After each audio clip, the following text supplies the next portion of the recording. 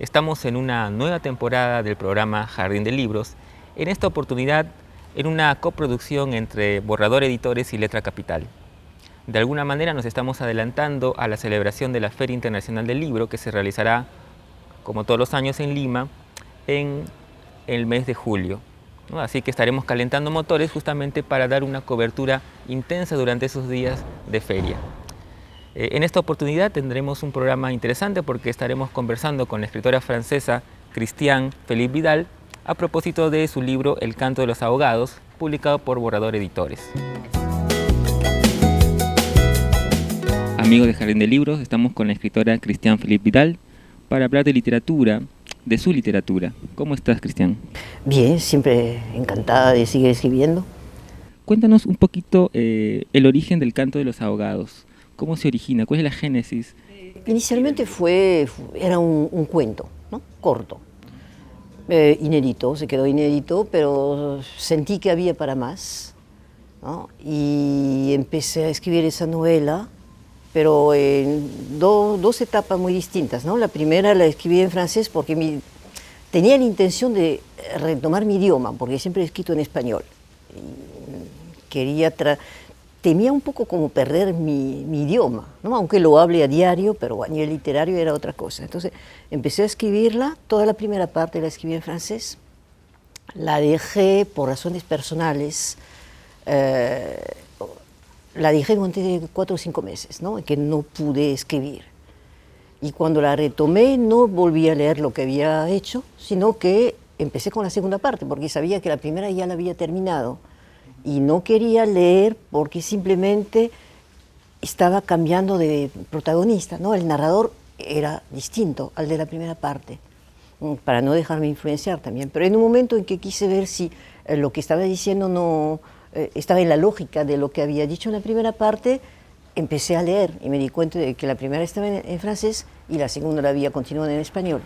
Entonces ahí decidí traducir la primera parte, pero eso supuso también volver a hacer todo el trabajo de investigación. Yo trabajo mucho, ¿no? A nivel de investigación, mis novelas, me documento mucho, puedo documentarme durante 6 meses, ¿no? Entonces tenía una documentación sobre los faros de Bretaña, porque la primera parte era en Bretaña.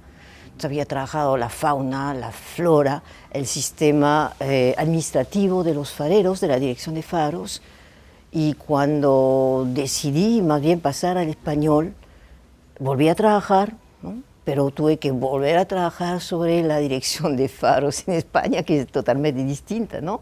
El sistema de los fareros, sobre la fauna y sobre la flora. Pero ahí la diferencia es que mientras en la versión en francés, que se basaba en un espacio geográfico que es Bretaña, que no conocía, o casi nada, no conocía muy bien ese mar Atlántico, en la segunda parte lo ubiqué inmediatamente el faro, porque yo estuve viviendo en Bilbao, trabajando en Bilbao, y entonces había ido hasta Gijón. Pasando Gijón está el faro de las Peñas, ¿no? Que yo transformé en faros de las Peñas nada más. Entonces ese faro lo tenía, la idea del acantilado, no del faro, porque es un faro bien feo, ¿no? Bien, entonces yo opté por una mezcla de varios faros, que estuve estudiando, viendo por fotos, etcétera, para construir ese faro de la novela. Y en cuanto a la estructura que tiene la novela, ¿cómo te la planteaste? De repente, previo a la escritura, ¿esbozaste un esquema o más bien durante el proceso de escritura te fuiste dando cuenta de cuál podía ser la estructura idónea, digamos? Realmente yo nunca armo tramas, me dejo llevar, porque tú sabes que son los personajes los que deciden, ¿no? Además, como mis novelas son más bien digamos una indagación en lo personal, pues entonces los protagonistas tienen mucha importancia, a veces más que la acción de por sí. Entonces la idea era simplemente escribir una novela. Lo que sí quería era mostrar lo difícil que es a veces que te acepten una novela que no entra dentro del aspecto comercial. Entonces la idea era esta. Quería escribir una novela donde una escritora ve que se rechaza su novela y la tiene que volver a escribir, ¿no? Y entonces la escribe de manera totalmente distinta. Es decir, contar 2 veces la historia. ¿no? Esa fue la intención. Cómo después eso fue siguiendo su curso. ¿Cómo de alguna manera suele ser tu trabajo de escritura, digamos? ¿Sueles tener horarios más como ráfagas de inspiración, digamos? Sí, generalmente escribo, bueno, pues cuando tengo tiempo, en las tardes. Pero soy incapaz de atenerme, limitarme a un horario. Más que todo, si se me ocurre algo, lo anoto en cualquier papelito que está al alcance, si es que no puedo escribir en ese momento, y eso lo trabajo en la tarde. Digamos, y ese tiempo de escritura puede variar, digamos. Generalmente puede ser toda la tarde, de las 2 hasta las 6, hasta las 7, ¿no? Y a veces en la mañana también, si nadie me interrumpe. Ahora, en la novela se habla mucho de una familia, digamos, y la problemática que está en el interior de una familia. ¿Cómo así te planteaste ese tema? Porque me parece que a mí me interesa, digamos, la temática de la comunicación, ¿no? Eso fue lo que planteé también en la primera novela, para mostrar que finalmente tú vives con alguien y no puedes saber realmente lo que pasa en la mente de tus familiares, ¿no? Te pueden decir que están bien, pero quién sabe, ¿no? Entonces era también esto, es una familia totalmente desequilibrada, ¿no? Nadie normal en esa familia. El padre, la madre que vive en su torre de marfil, ¿no? Finalmente en ese faro. Y el padre que tiene tras sí, digamos, que no logra, por su incapacidad comunicar, no logra realmente entrar en contacto con los demás. Y la hija que carga con todo. Entonces quería mostrar esto, ¿no? Pero mostrar cómo el faro tiene una doble función, ¿no? El hecho de haber construido una biblioteca en un faro, quería juntar dos espacios que son a la vez opuestos y a la vez complementarios, ¿no? Porque el faro es la apertura hacia el exterior, hacia lo infinito, ¿no? El mar, el sueño. Y luego la biblioteca es el espacio del saber, un espacio más íntimo, pero también es un viaje, ¿no? Igual como desde lo alto del faro el padre viaja, ¿no? Aunque sea hacia el pasado y su fracaso, la madre y después la hija viajan a través de los libros. Entonces quería mostrar esto también, ¿no? Con un guiño de ojo al faro de Alejandría y a la biblioteca de Babel. Un poco para terminar, Cristian, ¿qué proyectos, trabajas en algún proyecto nuevo? Ese proyecto ya ha tomado cuerpo, ya lo hemos terminado, porque estuvimos escribiendo con Sofía una novela a 4 manos, que para mí ha sido una experiencia estupenda. Con Sofía Canal. Con Sofía Canal, sí. Que yo no pensaba que trabajar así con otra persona podía ser tan apasionante, ¿no? Tan enriquecedor. A mí ha sido un placer enorme, ¿no? Entonces ya hemos terminado, la hemos vuelto a escribir varias veces, ¿no? Cambiando, y ya pues estamos a la espera de ver, en cuestión de mandarla a las editoriales, ¿no? A ver si les interesa. Ok, Cristian, muchas gracias. Amigos de Jardín de Libros, nos vemos en el siguiente segmento.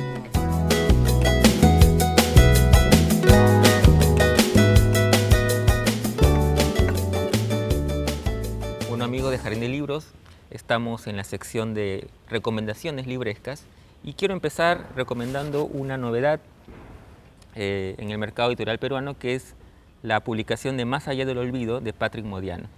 Como ustedes saben, Patrick Modiano es el flamante Premio Nobel de Literatura, y si bien no tenía muchos conocedores de su obra aquí en Lima, tampoco era un autor desconocido, ¿no? De hecho, Ricardo Zumalave, el escritor peruano, era uno de sus más fervientes difusores, de alguna manera, y en esta oportunidad la editorial Alfaguara ha publicado una novela que ya tiene tiempo de publicarse en francés y que es la primera vez que se publica en edición española, es decir, traducida al español. Es una novela interesante que nos adentra al universo narrativo de Modiano a través de una historia en la que un joven aspirante escritor conoce a una enigmática pareja y él de alguna manera se enamora de la chica, ¿no? Y aparecen pues una serie de aventuras y desventuras durante la trama, ¿no? Es una novela muy interesante, muy lograda, que nos acerca, como les digo, al universo de Modiano, el flamante premio Nobel. Otra novela interesante, o mejor dicho, otro libro interesante, es el de Dante Trujillo. Como saben, Dante es el artífice de la estupenda revista Buen Salvaje y ahora el editor del remozado suplemento El Dominical del Comercio. Dante nos ha presentado un conjunto de cuentos titulado El Palacio de la Felicidad, publicado por la editorial Planeta. Se trata pues de cuentos en donde los personajes de alguna manera están bien perfilados, es de alguna manera una de las virtudes que tiene el libro, ¿no? Más allá de las tramas, de las historias, Dante demuestra ser un gran constructor de personajes que de alguna manera se asemejan a nosotros en la desventura de la vida moderna, personajes que de alguna manera se sienten desencajados en el contexto que les toca vivir.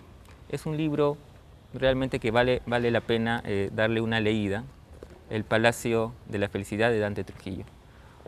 Y otro libro de cuentos que acaba de salir hace muy poquito es el de Yeniva Fernández, ¿no? Siete Paseos de la Niebla, una selección de cuentos publicado por Campo Letrado, ¿no? Yeniva Fernández es una escritora que ya había publicado un libro de cuentos hace algunos años, el libro Trampas para Incautos, en donde de alguna manera ya demostraba sus destrezas literarias a través de cuentos de corte fantástico, ¿no? En esta ocasión vuelve a incidir en la temática fantástica, que es donde parece que ella se desenvuelve mejor, a través de historias que demuestran justamente su buen manejo narrativo para contar historias significativas y al mismo tiempo circunscritas dentro de los parámetros del cuento fantástico tradicional, digamos, ¿no? Que nos recuerdan mucho a Hoffman por ahí, al mismo Edgar Allan Poe, ¿no? Yeniva Fernández, Siete Paseos por la Niebla. Le recomendamos la lectura atenta de este conjunto de cuentos fantásticos. Y finalmente, dentro de las recomendaciones, un hallazgo que vamos a compartir con ustedes, ¿no? Un libro que seguramente ustedes conocen, pero que siempre es bueno volver a revisitar. En este caso se trata de La Casa de Cartón de Martín Adán, en una edición pocket de Peysa. Como ustedes saben, se trata de una novela fundacional de la modernidad literaria en el Perú. Es un largo monólogo, casi inclasificable. Algunos piensan que es una novela, otros piensan que es un largo poema, pero lo cierto es que es un libro fundamental para entender nuestra literatura y para disfrutar justamente de la magia poética y lírica de un autor como Martín Adán, ¿no? Eso es todo, amigos, y nos vemos en otra edición del programa Jardín de Libros.